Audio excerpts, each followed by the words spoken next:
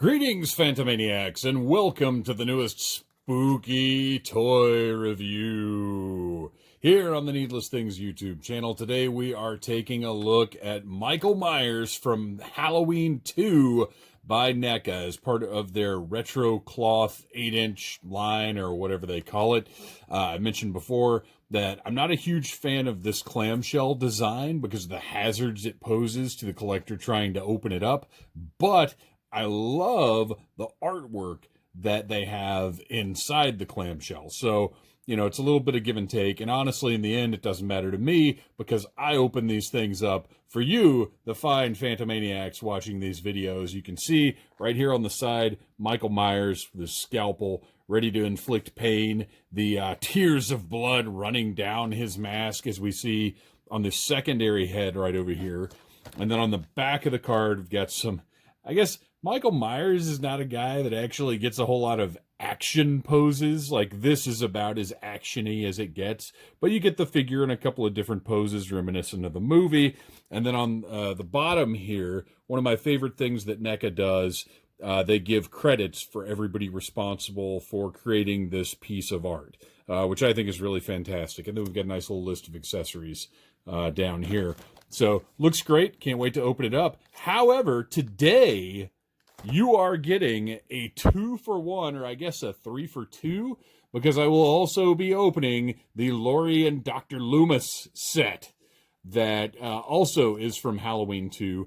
And I will say, if I were a mint on card collector, this would drive me a little crazy because this packaging does not match at all. What do you do with this? You know, I've said before that if you keep these men on card, they look really great hanging on the wall. Like, for display pieces, these make for good mint on card action figures. But then with this, what do you do with this? You just put it on the shelf? Like, you're not going to hang it on the wall by this hang tab. That'd be weird. So, you know, we'll take a look at this in a minute. Again, to me, it doesn't matter because they're all getting opened up and put on the shelf. So let's get Michael out of this plastic case. Kids, be very careful opening these. As a matter of fact, kids, don't open these at all. Have your parents do it. You just got to cut right through here. You can see these heat-sealed little portions right here that close the whole thing up. You just got to cut those off, and you have what is technically resealable packaging. Now, if you are maybe not obviously not a mint on card collector, but if you're somebody who's going to open this up and then reseal it for display, which you can do, be very, very careful of the extremely sharp edges on this plastic. You know, speaking of scalpels, I could see Michael walking through the hospital with one of these just slicing people up. You can see it leaves these rough edges, but if you were like way more careful about cutting this than I would, you could actually cut around where this seals here and leave it much nicer looking than I have. But again, I'm just going to be tossing this in the trash. There's no reason to do that. Let's go ahead and pop this thing open and see what's inside. Or I guess take a closer look at what's inside. Again, this beautiful card back. I love this art. You can see Haddonfield Memorial Hospital in the background here. That very important right there, that ether that will spell, well, I guess the end of the movie. Not really anybody's doom, not even Loomis's, but certainly ends the movie in a big way. Halloween 2 is fantastic. To me, when I watch Halloween, I immediately go into Halloween 2. Even though it's sort of been discarded from canon at this point, I don't care. I love all of these movies in different ways. So cool card. I like it. I'll probably hang on to that, even though I'll be throwing all this plastic out. Now let's pull Michael out of here and see what we're dealing with. I wasn't all that sure I needed another Michael Myers because I bought the 2018 Michael Myers, and out of all of the killers, he's the one that has sort of the least significant changes. I don't know, it could probably be argued that Freddy, you know, once you've got one Freddy, maybe you're kind of good to go. But, you know, even Freddy changes from movie to movie. Michael is pretty much a blue jumpsuit mask all the time, except for the Rob Zombie movies, which I'm not going to get into here because that seems to be delicate territory for a lot of people. I love how NECA secures the accessories underneath a piece of plastic so they don't have contact with the tape. I'm not a big fan of stickiness getting all over my accessories, potentially pulling the paint off, or at least leaving the accessories sticky, which I don't care for. And then our final little bit here, I'm going to bring out my trusty Dollar Tree fingernail clippers. Pull up that plastic tab and snip right through that, making opening toys as easy as it can possibly be. All right, let's take our desiccant and secure it in the packaging that's going to be thrown away. We don't want any children or small animals playing with that, or large animals for that matter. All right, let's take a look at Michael. Now, this is specifically Michael Myers from the end of the movie. You can see he's got the bullet holes that, I guess, now that I'm thinking about it, though, he has these throughout the entire movie, because this is where Loomis shot him at the end of the first movie, because Halloween 2 takes place the same night as Halloween, which is why one of the reasons I love it so much. You can see right here, we've got a little bloody bullet hole. Let's move these accessories out of the way so the camera knows where to focus. And proportionally, maybe the head looks a little big, but that's okay, because this is the style of this action figure. This is not one of NECA's sort of ultimate action figures that's meant to be a perfect realization, a 3D capture of the individual, the person, the character, whatever it's supposed to be. This is very much a modern Mego style figure, and I love them for that. I love the soft goods and the detail that goes into them. You can see all of the bullet holes here with glossy blood paint underneath. Lots of great detail on this guy. There's something about soft goods that I really, really like standing on the shelf. And that's not to say I prefer it, but on the right character, these kinds of well-crafted soft goods, I think, really look nice. And I've got to say, Michael, for his signature blue jumpsuit, it's great to have this soft goods look. Articulation-wise, again, this is not an ultimate figure. You've got a bicep swivel. You've got the hinged and rotating shoulders. You've got the elbow joint, not a double-jointed elbow, just a 90-degree bend there, and that's fine. And then on the wrist, you've got just a swivel and a pivot. Plenty. As much as you need. I think he looks great. I'm very happy with the look of this figure. These are a cool collection unto themselves. They're not for everybody. I can see where a lot of horror fans would be perfectly happy with just the Ultimate figures, and that's fine, especially the Ultimate Michael Myers from Halloween 2 that came with the Ben Tramer mask as well. Absolutely great. But this one there's a certain nostalgia for this style of figure that really appeals to me, and I like it. So we're going to take a look at the accessories now. We have the alternate head after Michael has received his grievous eye wounds. Look at those eyes. They're black, like a doll's eyes. Wrong movie, I know.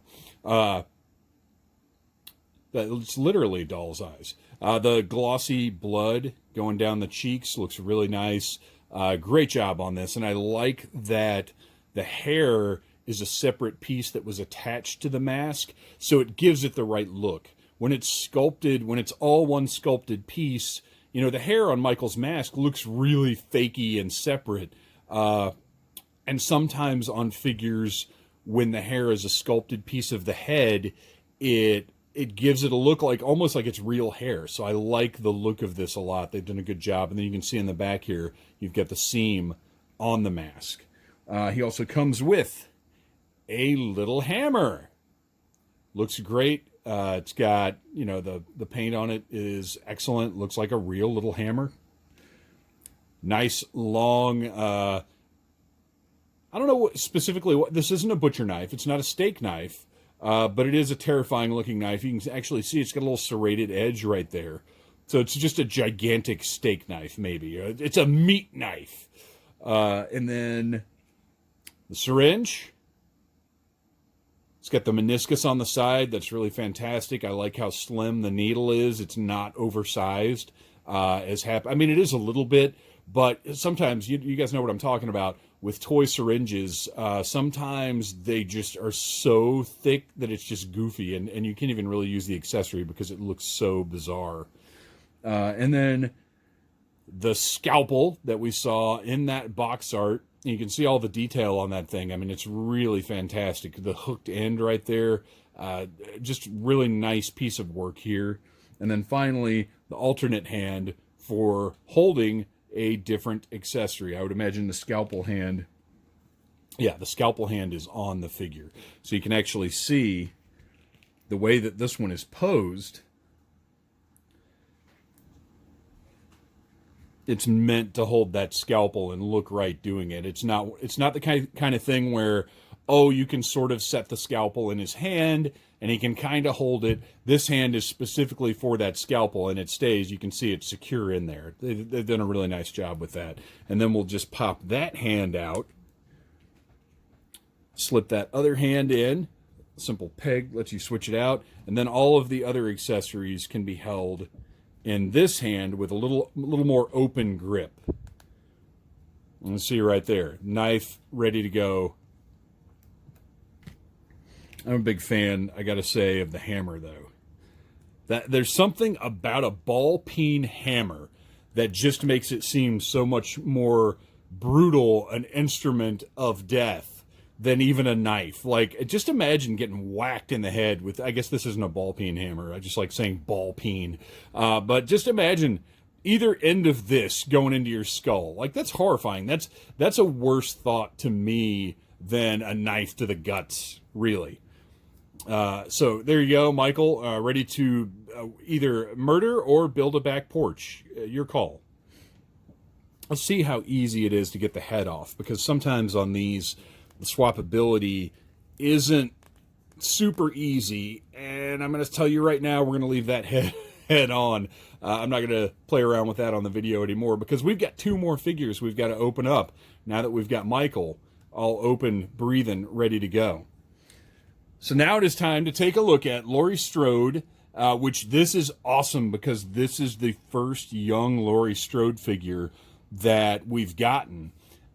I'm actually trying to think if there's been some statues, there have been some little diorama pieces. I believe it might have been Mezco that made one where she's on the couch with Michael behind her.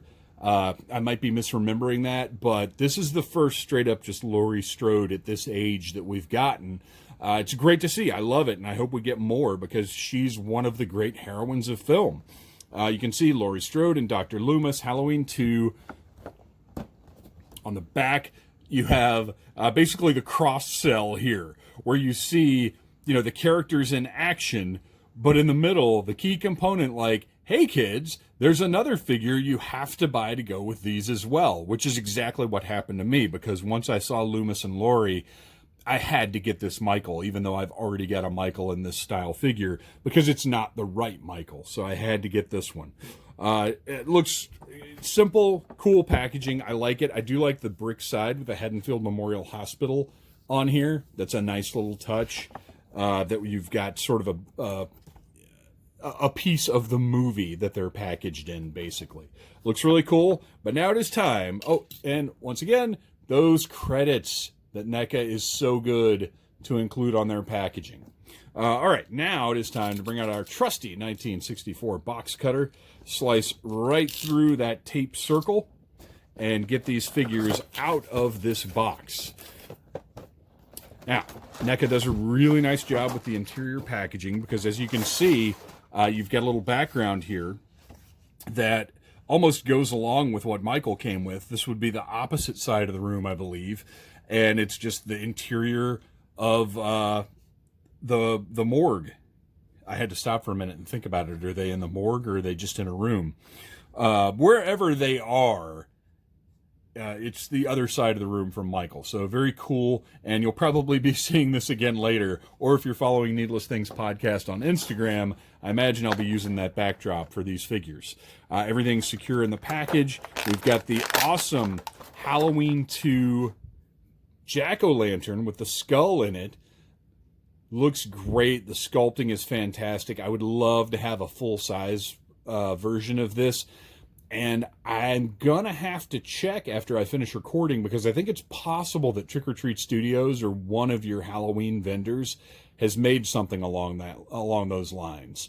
But just looks great. I love that piece.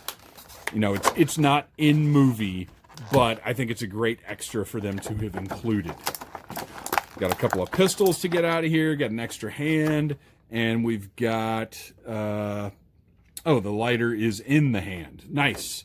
Okay, so I prefer this. I would, with something as tiny as this lighter, which you can see the paint is not super, the lighter paint does not go all the way down, but it's not a huge deal because when you look at it from this angle, it's fine. The hand looks great. The lighter is, well, even there, didn't quite nail the paint on this one. But my point was, I would rather have this as a full piece than have this little tiny lighter be separate. And because what are you ever going to do with it? I just want it in this hand. This is all I'm ever going to use it for, and I'm probably going to pose the figure on the shelf with the lighter, so that's fine. Both of the pistols look great. I'm honestly not quite sure, because I feel like it's just Dr. Loomis's pistol. I don't know why we need two, but they look awesome. You can actually see the detail right here. Lots of paint. Everything looks nice. Really, really well done pistols for these figures. I'm very impressed with these. And let's get these figures out of here. Once again, I'm going to break out the trusty Dollar Tree fingernail clippers, and being very mindful of the soft goods, clip right through those plastic pieces, holding them in place. It would be easy to make a mistake and cut right through a trench coat or a hospital gown, and I definitely don't want to do that. What an amateur move that would be. And Lord knows I am not an amateur. Haha. All right, let's get these pieces out of the way and get Loomis and Laurie Strode out of there. Once again, we've got the desiccant. Let's get that safely secured. We're going to take a look at Loomis first. The likeness on him is fantastic. Again, this is not the photorealistic Ultimate line, which I do hope we see a Loomis in that line at some point. You know, I'm feeling right here, it almost feels like we do have a double joint right there. If I can get that sleeve up high enough, which I don't know if it's going to happen. This is exciting for you guys. I know. I'm really happy to be enthralling you so much with the discovery of a possible double joint under a very tight sleeve. All right, we're just going to leave that alone, because I honestly don't care if he's double jointed or not. But it feels like there's a second joint right there. So he might have double jointed elbows. Look at that. Oh, look at that. What a muscle dude. He's wearing a coat like Otis from WWE. You know what? Now I've gone too far into this mystery, you guys. I feel like I cannot let you live the rest of your lives without knowing. Look at that. A double jointed elbow. Very unexpected. Really almost unnecessary, but I'll take it. I'll take it. So, obviously, you don't really want to take his trench coat off, and that's okay, because he never does. Got a couple of hands here. You've got this hand that is there for emphasis. Talking about how we have to capture Michael Myers. And the other hand, obviously posed to hold one of those pistols. But I really, really do love this likeness on him. And he's got a little more articulation than some of the other NECA figures like this. So that's nice. You can get a little more expressiveness out of him. The tie looks pretty good. If you watched the other day, you look a little sloppy here, Doc. Let's Velcro that shirt back up. Get that jacket Velcroed in. His tie looks a little bit better than Decker that I reviewed the other day. And just overall, looks nice. Very nice looking figure. I like the soft goods. And he's actually, I'm just now noticing, he's got a wire around the bottom of the coat, so you can get you've got a little bit of posability there. Very nice job on the shoes. And again, it looks like yeah, he's got a little more articulation in that ankle than what we normally see in this line. Usually you have just a basic movement like that, but this has that pivot that Marvel Legends introduced a few years ago. Really nice looking shoes. You can see all the detail right there. Nice paint. The seams, the soles, everything looks really good. This is a fantastic Loomis. I'm very happy with this figure. And of course, we've got to give him that signature pistol that this hand may not... Oh, there we go. Easy enough. I was a little concerned that hand might be a little stiff. Look at Loomis in his classic position, ready to blast Michael Myers. Looks great. We'll do the same thing we did with the other one. We'll switch those hands out. Get that lighter in there. Loomis means business. He's getting ready to blow both of them to hell. Awesome. Great figure. Very happy with this. This is a must-have. There have been other Loomis figures, but I really, really like this one. Again, it's that Mego-ish style, which goes with the era when Halloween and Halloween 2 came out. And then we have, and again, this works as a Halloween Loomis. This is, you know, it's not just a Halloween 2. There's nothing, he's wearing the same clothes. It takes place on the same night. So this is great. And then finally, the real star of the show, the real hero, Laurie Strode, the survivor. You can see this likeness. Now, initially, when I first saw this, I thought to myself, this is a little, I don't know. It looks a little wonky to me, but if you go back and you watch the Halloween and Halloween 2, this is a great likeness of Jamie Lee Curtis. It really, really is. They have captured her very well. Again, in this Mego, modern Mego style. You can see she's got the wounds up here on her gown. She's bandaged up. This is actually a sculpted bandage. Same thing over here. Her hand, bandaged up, sculpted, not just painted on. This isn't a wrestling figure. And same thing on her foot. She's got that cast on there. Not a big fan of that pin showing, but, you know, as toys get more evolved, we'll see less and less of that sort of thing. She looks great. She has the more modest hot style hospital gown that they used in the movie. This is not one of the all the way, cut all the way up the back deals. But she looks great. She looks sort of terrified, ready to do whatever she has to do to survive this night of horror. And of course, we'll see how well that pistol fits in her hand, and she is just as ready to pop some caps into Michael Myers as Loomis was. This is, to me, these are three essential action figures. I think that NECA has done a wonderful job here of capturing these iconic characters, these personalities, and really giving us memorable figures to put on the shelf. So thanks for watching, you guys. Please check out Needless Things Podcast every single Friday. Needless Things Podcast on Instagram. This was a big one. I was very excited to see these. And again, getting that first Laurie Strode is a huge, huge deal. Thanks for watching, you guys. Please like, subscribe, share, and stay tuned for tomorrow's spooky toy review.